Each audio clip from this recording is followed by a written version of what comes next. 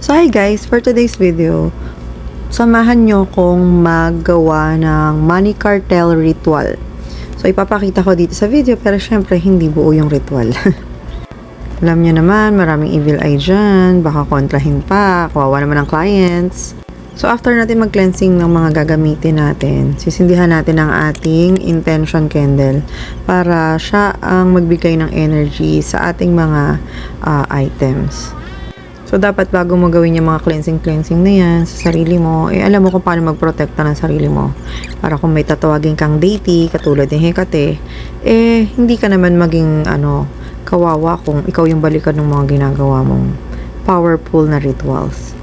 So, dito, pinili natin tong mga ingredients na to para sa mas powerful na intention na gagawin natin sa ating candles. Magiging dressing siya ng candles natin.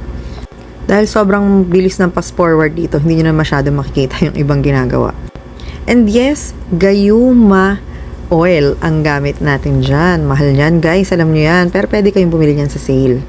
Money magnet oil pa lang, pang malakasan na, diba? So yan ang ating pang dressing sa ating money cartel. So naintriga talaga sila dito sa money cartel na to kasi kala mo talaga para kang gumagawa ng illegal sa yaman mo, girl. Siyempre, kung pagod ka na maging bunot ni Lord at ayaw mo na maging survivor lang everyday, edi syempre, doon ka na sa boss type, ba diba? Boss amo yarn. So, paglagay natin dito nung orasyon na natin na kandila, magsiset tayo ng intention kung ano yung kandila na ginagawa natin at dapat mag-connect yung candle mo dun sa pangalan. So, binubuhusan natin siya ng intention candle. Sinisild natin yung name doon sa orasyon na yon para mag-connect yung tao dun sa kandila na gagawin natin. 3 times yon sa Diyos Ama, sa Diyos Anak, sa Diyos Espiritu Santo.